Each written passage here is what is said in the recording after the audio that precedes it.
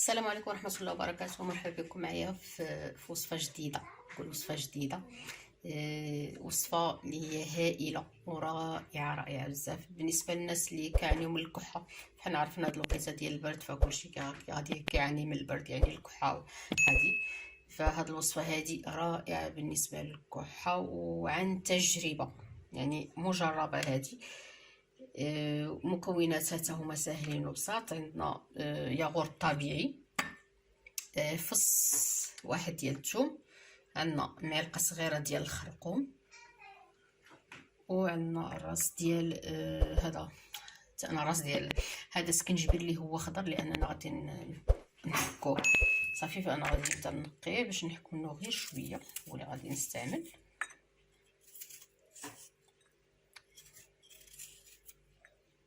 غير شويه. ما غاديش تستعملوا هذا كامل نتوما، فانا غادي نقي غير شويه منه باش نحكو. فغادي نحكو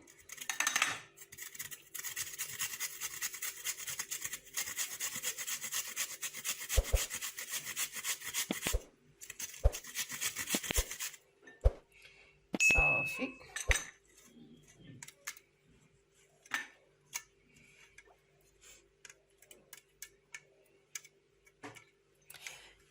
ايوا يا بنات، غادي نستعملو دابا مع الياغورت الطبيعي. غادي نستعملو بعدا المعلقه ديال الخرقوم. غادي نستعمل هذا اللي طحنت اللي حكيتو حتى هو.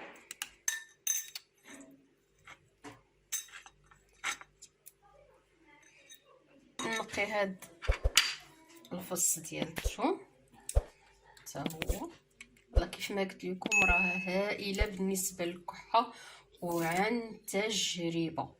وغير انما واحد الحاجه هذه تستعملوها حتى تدخلوا الفريش ديالكم وتغطاو الغطيوه ديالكم. ايوا كلوا على اساس تسخنوا، ولكن تبعوها ان شاء الله لمده 3 ايام. ايوا اجي ردوا عليا الخبر، قولوا لي غيزه راها قالت هاينه وراها فعلا تكون شي دعوه ديال الخير. هادشي اللي غادي نقول لكم.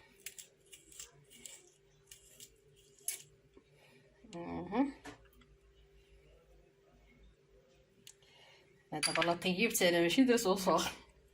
شفتوا واش جيت بحال كنطيب. نتوما نخلطو حنا نمزجو هادشي مزيان.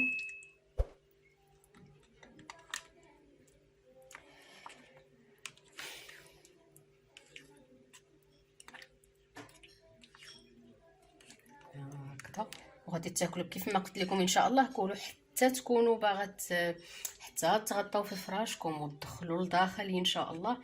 عاد بامكانكم ان شاء الله تاكلوه لمده 3 ايام ان شاء الله. واجيو ردوا عليا، راه هائل بزاف. كيف ما قلت لكم عن تجربه، ولا اي وصفه كتعمل الا وكتكون مجربه شخصيا مني انا ومن الناس اللي قرب مني، راه هائله بزاف. نتمنى ان شاء الله تعجبكم. غير ما تنساوناش ان شاء الله من التفاعل ديالكم ودعواتكم بالخير ان شاء الله، وتعملوا لنا واحد الاعجاب على اساس اللايك يعمل يوصل للمشاهده ان شاء الله ويستافدوا منه الناس اخرين. نقول لكم السلام عليكم، فيديو اخر ان شاء الله. باي باي.